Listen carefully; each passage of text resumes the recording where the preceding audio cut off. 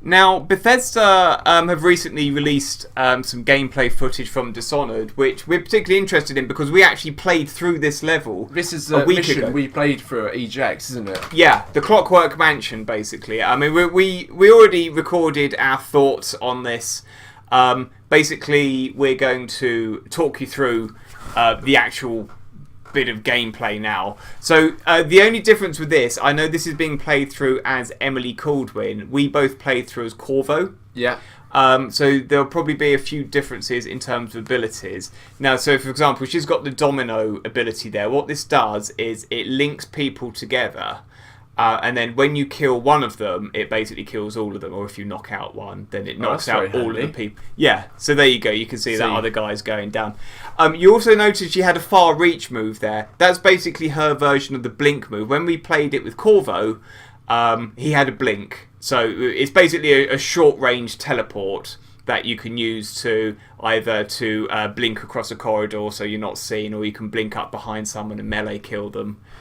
So there you go. She's blinking up the stairs, so she's not seen. People seeing her. Yeah, by the people. Very, very similar to Blink. Actually, it's virtually the same move. So now the melee, something I mentioned in the keys. Yeah, just pinch the keys from his belt. Now I must admit, I wasn't that big on the stealth when I was playing this. I was stealthing behind people and then killing them. I wasn't really doing a non-lethal playthrough. Because obviously it's a show, you get one crack at it and all that. I didn't actually see this part in my playthrough because I think it started. It starts on the roller coaster, doesn't it? Yeah. So this is where our mission started. Yeah. So this is where it began. So it basically faded in with Corvo sat on this roller coaster, pushing for lever. Something I mentioned actually when we recorded our initial thoughts on this is that the melee combat in this is very, very good. I thought it seems context aware. It's different depending upon your timings, whether you hold down the mouse button or indeed the trigger, where you are in relation to the enemy. So it's jumped forward into the mansion. Now you can see here a reconfiguration switch, a nice big tempting switch, which I just ran straight up to it and Leroyed. I just want to make another point there about... Yeah, no, we didn't do this. I just pulled the switch. Yeah.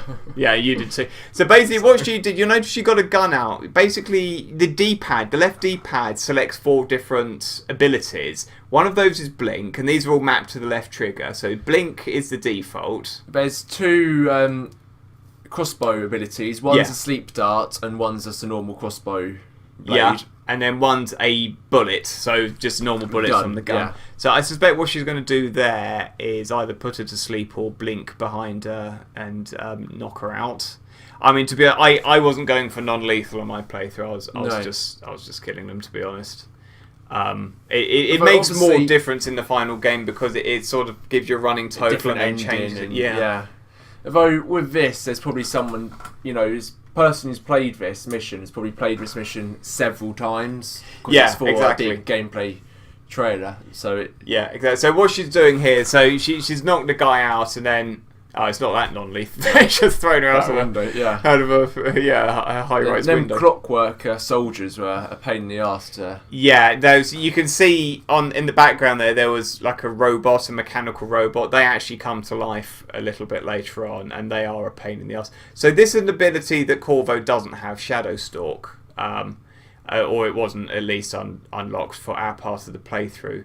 So it looks like you can just go straight up to someone and knock them out. So she's going to blink through the elevator there. I'm a bit surprised that she hasn't thrown a reconfiguration switch yet, actually. That was a big part of level, and it was great, I thought. It was very clever. What the switch actually does when you throw it is it completely reconfigures the room. So the bookshelves slide out of the way. And you can sort of jump in the gaps as it's doing it as well, can't you? Exactly. So you can jump through holes and so forth as the room's completely changing. So she just used the sleep dart there. Obviously, it's like Metal Gear Solid. It takes a few seconds to kick in. So she got that guy in the leg. Something else I pointed out in our early thoughts about this. When you shoot someone... There, it is really well done, the context awareness of where you hit them. So if you shoot someone in the leg goes out from underneath. Is that just an elevate...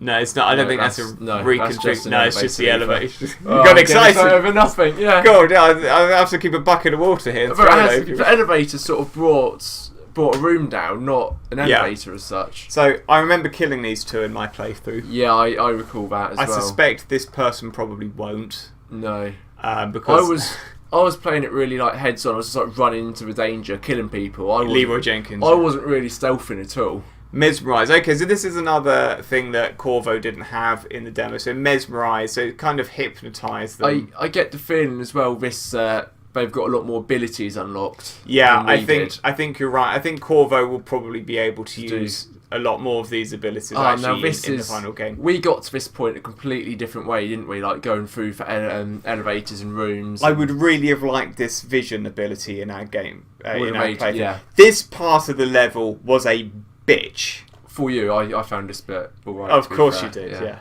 It was a bitch. Those robots are utter bastards. Those mechanical robots. You do have to know how to deal with them, honestly. Oh, yeah. It's definitely easier stealthing them than getting in combat with them. Yeah, I mean, so obviously she was hiding behind that tiny thin column there. Oh, okay, so she's rewiring it. So what you can do, if you sneak up behind it, you can actually just jam your knife in its head and kill it in one hit.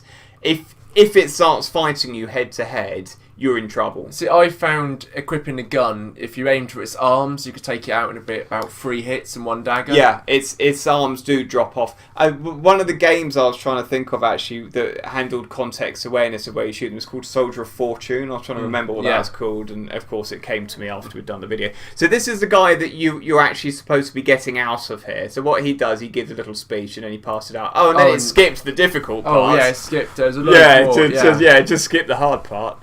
I had to do that about 15 times. Let us know what you think in the comments. Do please hit the like and subscribe button. Thanks ever so much for watching, and we will catch you in the next video.